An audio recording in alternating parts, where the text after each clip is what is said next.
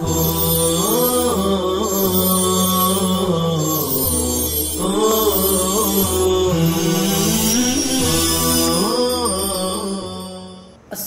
علیکم ورحمۃ اللہ وبرکاتہ۔ جدید محاضرے میں آپ کو خوش آمدید کہتا ہوں، اہلا وسہلا ومرحبا بکم کہتا ہوں۔ اللہ تعالی آپ کے علم میں برکت دے اور آپ کو اسباق سے مستفید ہونے کا پورا اللہ تعالی موقع عنایت فرمائے۔ بسم اللہ الرحمن الرحیم۔ آج آپ کے سامنے کسر کے طریقے بیان کریں گے۔ جو کسر کی تعریف میں آپ نے یہ پڑھا تھا کہ مخصوص طریقے پر کسر کرنا، تو مخصوص طریقہ کیا ہے وہی بتا رہے ہیں۔ کسر کے طریقے، کسر کے بہت سے طریقے ہیں، ان میں مشہور طریقے یہ ہیں۔ نمبر 1، نفی اور استثناء۔ نفی اور استثناء کے ذریعے کیا کرنا؟ کسر کرنا۔ جیسے ما انتم الا بشر مثلنا، ما نافیہ، الا استثناء، اداة استثناء، تو دونوں کے ذریعے کیا ہو گیا؟ کسر ہو گیا کہ تم نہیں ہو مگر ہماری طرح انسان۔ دوسرا طریقہ انما، جیسے انما یتذکر اولو الالباب، کی نصیحت عقل مند لوگ، عقل والے لوگ حاصل کرتے ہیں۔ یہاں انما کے ذریعے سے کسر کیا گیا۔ نمبر 3، تقدیم ما حقہ التاخیر، جس کا حق مؤخر ہے اس کو مقدم کر دینا، اس سے بھی حسر ہو جاتا ہے، یہ بھی کسر کا ایک طریقہ ہے۔ جیسے ایاک نعبد، ایاک مفعول بہ ہے نعبد کا، اور مفعول بہ کا درجہ فعل اور فاعل کے بعد ہے، لیکن یہاں پہ اس کے حق سے اس کو مقدم کر دیا گیا ہے، تو یہاں پر بھی کسر ہو گیا۔ نمبر 4، خبر کا معرف باللام ہونا، جیسے وَهُوَ الرَّحِيمُ الْغَفُورُ۔ خبر کا معرف باللام ہونا یعنی خبر کا الف لام کے ساتھ معرفہ ہونا، جیسے هو مبتدا، الرحیم الغفور خبر، جو الف لام کے ساتھ معرفہ ہے۔ تو اگر کسی مبتدا کی خبر معرف باللام ہے، الف لام کے ساتھ معرفہ ہے، تو وہاں پر بھی کسر مانا جائے گا، یہ بھی کسر کا ایک طریقہ ہے۔ آگے دیکھتے ہیں۔ نمبر 5، بل، لا، لیکن کے ذریعے عطف کرنا۔ جی، جیسے ام یقولون بہ جنہ بل جاءہم بالحق، بل یہاں پہ بل عطف کے لیے ہے، عطف کے لیے لایا گیا ہے۔ لن تنفعکم ارحامکم ولا اولادکم یوم القیامہ، یہاں پہ لا کے ذریعے سے عطف کیا گیا ہے۔ وما ظلمناہم ولکن کانوا هم الظالمین، یہاں پہ لیکن کے ذریعے سے عطف کیا گیا ہے۔ اب اس کی مثال یعنی بل، لا اور لیکن کی ایک مثال خارج سے بھی دیکھ لیجئے۔ الارض متحرکۃ لا ثابتۃ، یہاں لا کے ذریعے سے عطف ہوا۔ مل ارض ثابتۃ بل متحرکۃ، یہاں بل کے ذریعے عطف ہوا۔ مل ارض ثابتۃ لیکن متحرکۃ، یہاں لیکن کے ذریعے عطف ہوا۔ آگے دیکھتے ہیں فائدہ۔ کسر کے باب میں صفت سے مراد صفت معنوی ہے، صفت نحوی نہیں، جیسا کہ پیچھے آپ کو بتایا جا چکا ہے۔ لہذا تمام افعال، ظرف، جار مجرور، اسم فاعل، اسم مفعول، صفت مشبہ سبھی صفت معنوی میں شامل ہیں۔ جی یعنی آپ دوسرے الفاظ میں یوں کہہ سکتے ہیں، جو قائم بنفس ہی ہوگا وہ موصوف میں آئے گا، جو قائم بالغیر ہوگا وہ کیا آئے گا؟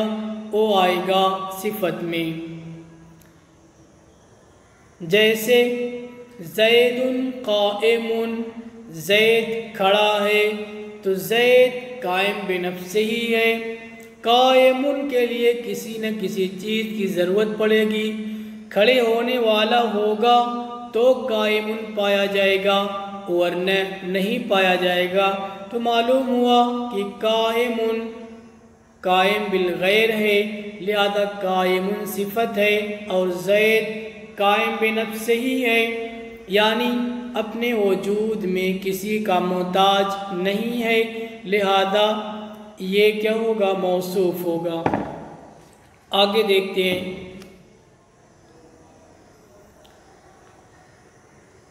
ضابطہ، مقصور جس کو خاص کیا گیا۔ مقصور کس کو کہتے ہیں؟ جس کو خاص کیا گیا، لہذا کہیں گے مقصور یعنی جس کو خاص کیا گیا۔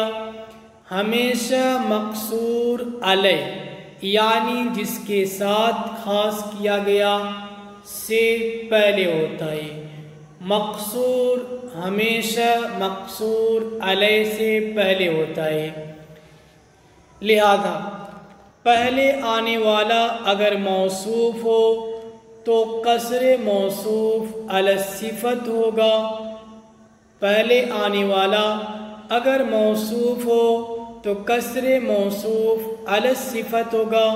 جیسے انما یوسف امین، یوسف موصوف ہے، امین صفت ہے، تو پہلے موصوف آیا لہذا قصر موصوف علی صفت کہیں گے، چونکہ مقصور پہلے آتا ہے، مقصور علیہ بعد میں آتا ہے، تو یوسف مقصور ہوا، امین مقصور علیہ ہوا۔ اور اگر صفت ہو تو قصر صفت علی الموصوف ہوگا، جیسے ما امین الا یوسف، تو یہاں پہ امین صفت ہے، یوسف موصوف ہے، صفت پہلے آ گئی لہذا قصر صفت علی الموصوف کہا جائے گا۔ لیکن اس ضابطے سے 3 صورتیں مستثنی ہیں۔ جی اس میں پہلے یعنی ان 3 صورتوں میں پہلے مقصور علیہ آئے گا، بعد میں مقصور آئے گا۔ اور 3 صورتیں کیا ہیں؟ تقدیم ما حقہ التاخیر، جس کا حق مؤخر ہونے کا ہے اس کو مقدم کر دینا۔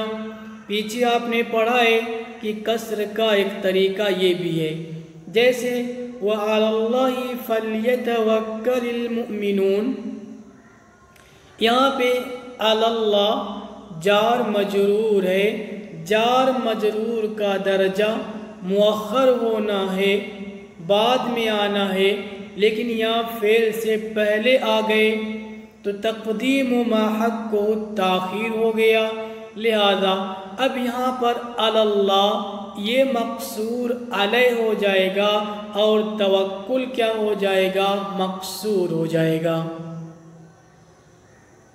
یعنی توکل مومنین کیا ہو جائے گا؟ مقصور ہو جائے گا۔ نمبر 2، خبر معرف باللام ہو، خبر پر الف لام لگا ہو، یہ بھی کسر کا ایک طریقہ ہے، جیسے وَهُوَ الْغَفُورُ الرَّحِيمُ، تو یہاں پر بھی مقصور علیہ پہلے آ جائے گا، لہذا ہوا مکسور ہوگا، غفور الودود کیا ہوگا؟ مکسور ہوگا، ہوا مکسور علیہ، غفور الودود مکسور، یعنی غفور الودود کا کسر کیا گیا ہے ہوا پر۔ مطلب کیا ہوگا؟ غفور الودود صرف وہی ہے، اس کے علاوہ کوئی اور نہیں ہے۔ نمبر 3، ضمیر فصل والی صورت ہو، یعنی ضمیر فصل ہو، ضمیر کیا ہو؟ فصل ہو، جیسے الذی انزل الیک من ربک هو الحق، یہ خط من ربک پر کھینچا گیا ہے، شاید غلطی سے ہو۔ هو الحق، ہو ضمیر فصل ہے، حق کو خبر ہے جی۔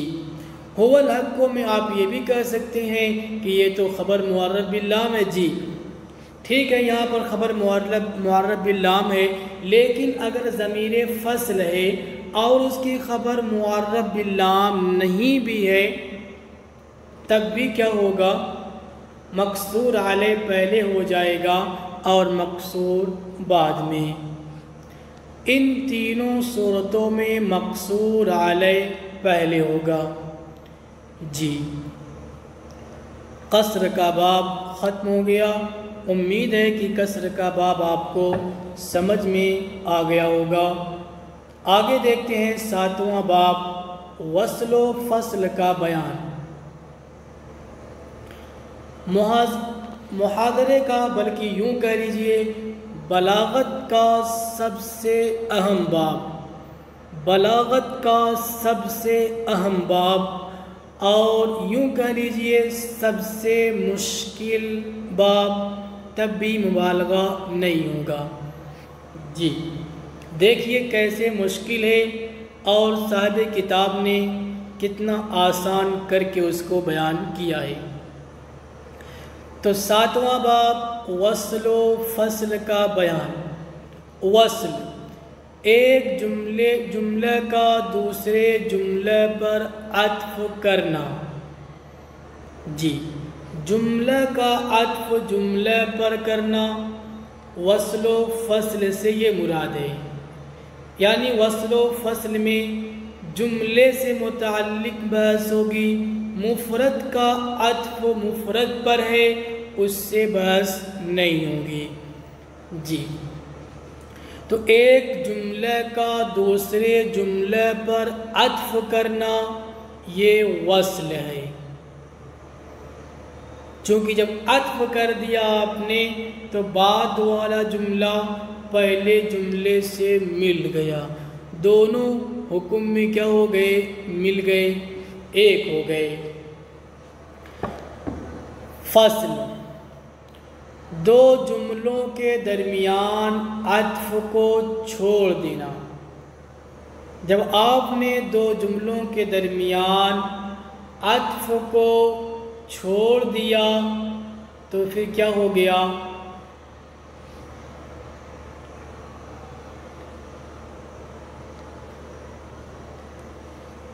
عطف کو چھوڑنے کی وجہ سے دونوں میں فصل ہو گیا، دونوں جملے کیا ہو گئے؟ الگ الگ ہو گئے۔ دیکھیے کہاں پہ وصل ہوگا اور کہاں پہ فصل ہوگا۔ وصل کے مواقع،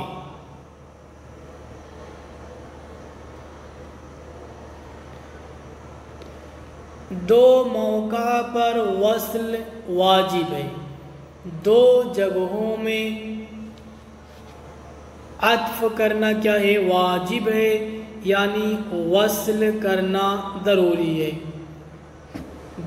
نمبر 1، دونوں میں کمال انقطاع ہو، یعنی خبریہ انشائیہ ہونے میں مختلف ہو، تو ایک جملہ خبریہ ہو دوسرا انشائیہ ہو، اور عطف نہ کرنے کی صورت میں خلاف مقصود کا وہم پیدا ہوتا ہو، جیسے لا ویرحمک اللہ، اگر بیچ میں واو عاطفہ نہ ہو تو بد دعا ہو جائے۔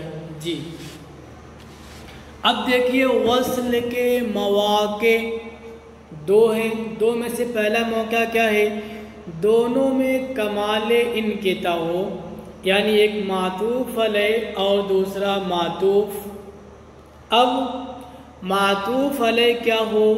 خبریہ ہو، معطوف انشائیہ ہو، یا معطوف علیہ انشائیہ ہو اور معطوف کیا ہو؟ خبریہ ہو۔ جی تو اتنی بات آپ کو سمجھ میں آ گئی ہوگی کہ کمال انقطاع کیا ہوتا ہے۔